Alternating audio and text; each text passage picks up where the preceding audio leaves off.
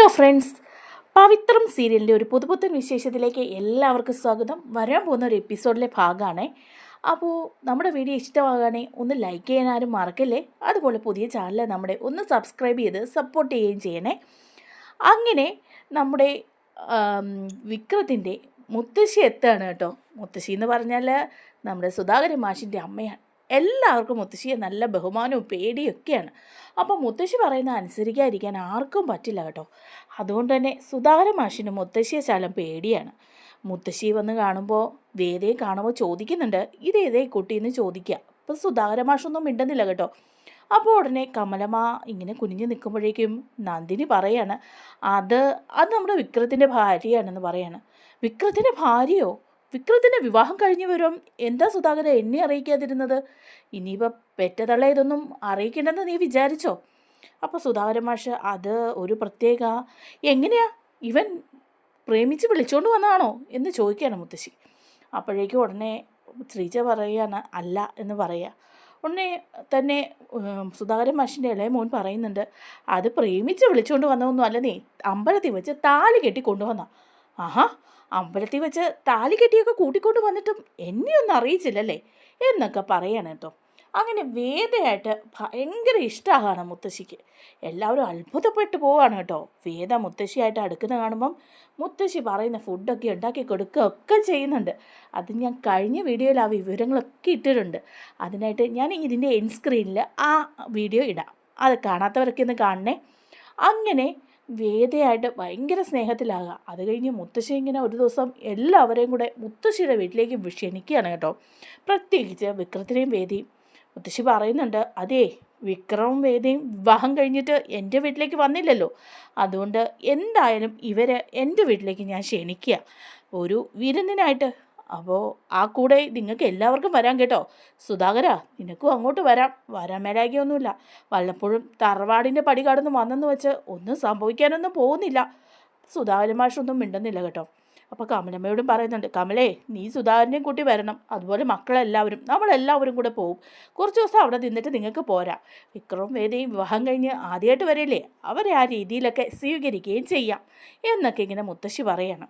അങ്ങനെ മുത്തശ്ശി പറഞ്ഞു കഴിഞ്ഞാൽ എതിർക്കാൻ പറ്റാത്തതുകൊണ്ട് തന്നെ എല്ലാവരും കൂടെ മുത്തശ്ശിയുടെ വീട്ടിലേക്ക് പോവാണ്, സുധാകരൻ മാഷിൻ്റെ തറവാട്ടിലേക്ക്. അങ്ങനെ തറവാട്ട് വീട്ടിൽ എത്തിക്കഴിയുമ്പോഴേക്കും വേദയും വിക്രത്തിനെയും അടുപ്പിച്ച് ചേർത്ത് നിർത്തുകയാണ് മുത്തശ്ശി. എന്നിട്ട് പറയുന്നുണ്ട്, രണ്ടുപേരും കൂടി ചേർന്ന് നിന്നേ, കല്യാണം കഴിഞ്ഞ് ആദ്യമായിട്ട് വരികയല്ലേ, കല്യാണം കഴിഞ്ഞ് ആദ്യമായിട്ട് ഒരു വീട്ടിൽ വരുമ്പം ചില ചടങ്ങുകളൊക്കെ ഉണ്ട്, അതൊക്കെ അങ്ങ് നടക്കണ്ടേന്ന് പറയാണ്. വിക്രത്തിന് അന്നേരം ഒട്ടും താല്പര്യമില്ല കേട്ടോ. വേദയാണ് വിക്രത്തിൻ്റെ കയ്യിൽ കയറി പിടിക്കുകയാണ്.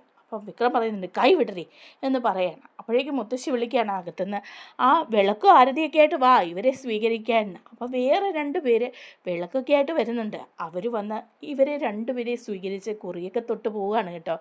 അപ്പോഴേക്കും അവർ ദക്ഷിണയൊക്കെ ചോദിക്കുന്നുണ്ട്. അപ്പോൾ വിക്രം ഒരു 100 രൂപ എടുത്ത് കൊടുക്കും. അപ്പോൾ പറയാം 2 പേർക്കും കൂടെ 100 രൂപയെ ദക്ഷിണയുള്ളൂ. അപ്പോൾ വേദ പെട്ടെന്ന് 500 നോട്ട് കൊടുക്കുമ്പോൾ പറയും, മോളാണ് രാജകുമാരി, മോള് മിടുക്കിയാണെന്നൊക്കെ പറഞ്ഞ് അവരങ്ങ് അനുഗ്രഹിക്കുക. അതൊന്നും വിക്രത്തിന് അത്ര രസമാകുന്നില്ല കേട്ടോ. ഇവരെ 2 ചേർത്ത് നിർത്തി സ്വീകരിക്കുന്നതൊന്നും സുധാകരൻ മാഷിനും ഇഷ്ടപ്പെടുന്നില്ല.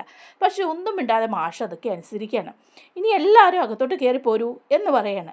എന്നിട്ട് വിക്രത്തിനെയും വേദിയും അവിടെ കൊണ്ട് ഇരുത്താണ് മുത്തശ്ശി. എന്നിട്ട് പറയുന്നുണ്ട്, ദേ ഇവരാദ്യമായിട്ട് ഇവിടെ വരികയല്ലേ, അതുകൊണ്ട് ഇവർക്ക് പാലും പഴമൊക്കെ കൊടുത്ത് സ്വീകരിക്കണം, അതാണ് ചടങ്ങ് എന്ന് പറയാൻ കേട്ടോ. അപ്പോഴേക്കും സുധാകരൻ മാഷ് പറയുന്നുണ്ട്, അതെന്തിനാ പാലും പഴമൊക്കെ ഇപ്പോൾ കൊടുക്കുന്നത്? അതെന്താണ് നീ അങ്ങനെ പറഞ്ഞത്? നിൻ്റെ സ്വന്തം മോനല്ലേ ഇവൻ, അവൻ വിവാഹം കഴിച്ച് ആദ്യമായിട്ട് ഈ വീട്ടിൽ വരുമ്പം ഞാനതൊക്കെ ചെയ്യണ്ടേ? അങ്ങനെ ചില ചടങ്ങുകളൊക്കെ ഉണ്ട്, അതൊക്കെ ഞാൻ ചെയ്യും എന്ന് പറയാം. എന്നിട്ട് പറയുന്നുണ്ട് ശ്രീജയുടെ മോളെ, നീ പോയി ആ പാലും പഴമൊക്കെ എടുത്തുകൊണ്ട് വരാൻ പറയാണ്. അപ്പോൾ ശ്രീജ പോയിട്ട് പാലും പഴമൊക്കെ കൊണ്ട് കൊടുക്കുക.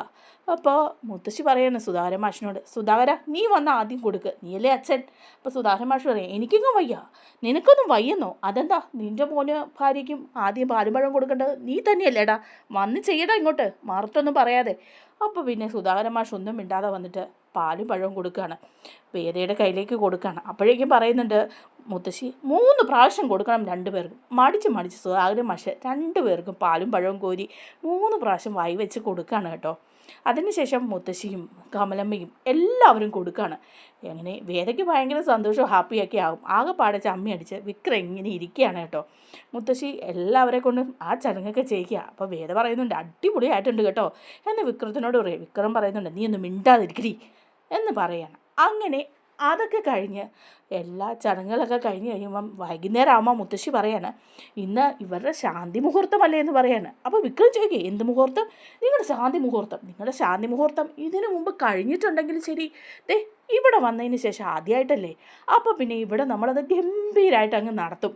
അപ്പോഴേക്കും ഉടനെ തന്നെ സുധാകരൻ മാഷ് പറയാണ് അമ്മയ്ക്ക് വേറെ പണിയൊന്നുമില്ലേ, അമ്മ എന്താ ഈ പറയുന്നത്, എന്ത് വിചാരിച്ചോണ്ടോ അമ്മ ഇതൊക്കെ ചെയ്യുന്നത്, എന്ത് വിചാരിച്ചോണ്ടോ നിൻ്റെ സ്വന്തം മോനല്ലേ ഇവൻ, അവൻ്റെ വിവാഹം കഴിഞ്ഞ് ശാന്തി മുഹൂർത്തം നടത്തുന്നതിന് നിനക്കെന്താ ഇത്ര വിഷമം, നിനക്ക് ഇഷ്ടമില്ലാത്തതുപോലെ ഉണ്ടല്ലോ, ഇതൊക്കെ മോശമാണ് കേട്ടോ സുധാകര എന്ന് പറയാണ് കേട്ടോ.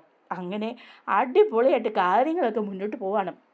അപ്പോൾ വൈകിട്ടാകുമ്പോഴത്തേക്കും റൂമിലേക്ക് മുത്തശ്ശി കട്ടിലൊക്കെ റെഡിയാക്കിക്കുന്നുണ്ട് ഒരാളെ കൊണ്ട്. എന്നിട്ട് ചോദിക്കുകയാണ് എടാ ഇപ്പോൾ കട്ടിലൊക്കെ നല്ല വിലയില്ലേ, എന്തൊരു കുഴപ്പവും വരില്ലല്ലോ, പ്രശ്നം എന്തുണ്ടെങ്കിലും ഉണ്ടായാൽ നീ നല്ലത് വാങ്ങുമെന്ന് പറയുകയാണ് കേട്ടോ.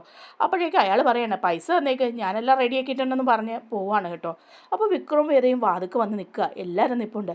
അപ്പോൾ വിക്രത്തിനോടും വേദിയോടുമായിട്ട് മുത്തശ്ശി പറയാണ് ഇതാണ് നിങ്ങൾക്കുള്ള കട്ടിൽ, നിങ്ങളുടെ ശാന്തി മുഹൂർത്തത്തിനുള്ള കട്ടിൽ, ഇത് പരമ്പരാഗതമായിട്ട് വരുന്ന കട്ടിലാണ്. എത്ര വർഷമായി ഞാനും നിങ്ങളുടെ മുത്തശ്ശനും എൻ്റെ അമ്മയും അച്ഛനും അതുപോലെ തന്നെ നിങ്ങളുടെ അമ്മയും അച്ഛനും ഒക്കെ ഈ കട്ടിലായിരുന്നു ശാന്തി മുഹൂർത്തം, ഇനിയിപ്പം നിങ്ങൾക്കും ആ പാരമ്പര്യം കൈമാറി വരിക എന്നൊക്കെ പറയുമ്പം വിക്രം ഇങ്ങനെ നോക്കിയിട്ട് പറയണം അതൊരു കുഞ്ഞു കട്ടിലല്ലേ, അതിലെങ്ങനെ 2 പേര് കിടക്കും, ആ കുഞ്ഞു കട്ടിലിൽ 2 പേര് കിടന്നാലേ ചേർന്ന് കിടക്കാൻ പറ്റുള്ളൂ. അപ്പോൾ സുധാകരൻ മാഷിന് അതങ്ങ് ഇഷ്ടപ്പെടുന്നില്ല. സുധാകരൻ മാഷ് പറയും അമ്മയ്ക്ക് വേറെ പണിയൊന്നുമില്ലേ, എല്ലാവരും നിൽക്കുമ്പം എന്തൊക്കെ ഈ വിളിച്ച് പറയുന്നത്, എന്താണ് പറഞ്ഞതിന് കുഴപ്പം, നിനക്ക് ഇഷ്ടപ്പെട്ടില്ലെങ്കിൽ നീ കയറിപ്പോ, ഞാൻ എൻ്റെ കൊച്ചുമക്കളോടാണ് പറഞ്ഞത് എന്ന് മുത്തശ്ശി പറയാണ്. അപ്പോൾ 2 പേരും കൂടെ ആ റൂമിൽ ഒന്നിച്ച് ചേർന്ന് കിടക്കണമെന്ന് മുത്തശ്ശി പറയുമ്പം വേദ നാണിച്ച് ചിരിച്ചൊക്കെ ഇങ്ങനെ നിൽക്കുകയാണ് കേട്ടോ. വിക്രത്തിൻ്റെ കാലിലൊന്ന് ചവിട്ടുന്നൊക്കെ ഉണ്ട്. അതേസമയം വിക്രത്തിനാണെങ്കിൽ ആകെപ്പാടെ ദേഷ്യം വരികയാണ്, ഹോ നാശം എന്ത് ചെയ്യാനാ എന്നൊക്കെ പറയാണ്. മുത്തശ്ശി എന്നിട്ട് വീണ്ടും വാതിക്ക് നിൽക്കുകയാണ്. എന്നിട്ട് പറയാണ് അപ്പോൾ ഇനി ശാന്തി മുഹൂർത്തമായി, അവരവരുടെ മുറിയിലൊക്കെ കിടന്നോളും, നമുക്ക് പോയേക്കാം എന്ന് പറയാം. അപ്പോൾ ഇതൊക്കെ കേൾക്കുമ്പം കമലമ്മയ്ക്കും അങ്ങ് ചിരി വരുന്നുണ്ട് കേട്ടോ. വേദയ്ക്ക് ഭയങ്കര ഹാപ്പി ആവുക. എല്ലാവരും പോയി കഴിയുമ്പം വിക്രത്തിനോട് വേദ പറയാം ദേ വാ നമ്മുടെ ശാന്തി മുഹൂർത്തമല്ലേ, നിൻ്റെ ഒരു ശാന്തി മുഹൂർത്തം എന്നെക്കൊണ്ടൊന്നും നീ പറയിപ്പിക്കരുത്, അതെന്താ പറയിപ്പിക്കാത്തേ, മുത്തശ്ശി പറഞ്ഞതല്ലേ, അപ്പം നമ്മളത് അനുസരിക്കാതിരിക്കാൻ പറ്റുമോ വിക്രമാദിത്യൻ ചേട്ടാ എന്ന് ചോദിക്കുമ്പം വിക്രം ഇങ്ങനെ തലേ കൈ വെച്ച് നിൽക്കുകയാണ് കേട്ടോ. എന്നാൽ ഇനി അത് കഴിഞ്ഞ് അടിപൊളി സീനുകളൊക്കെ ഉണ്ട്. അവരുടെ 2 പേരുടെയും ശാന്തി മുഹൂർത്തത്തിൻ്റെ കാര്യങ്ങളൊക്കെ അടുത്ത വീഡിയോയിലൂടെ ഞാൻ പറയാവേ. അതിനായിട്ട് നമ്മുടെ ചാനൽ കൂടി ഒന്ന് സബ്സ്ക്രൈബ് ചെയ്ത് സപ്പോർട്ട് ചെയ്യണേ. താങ്ക്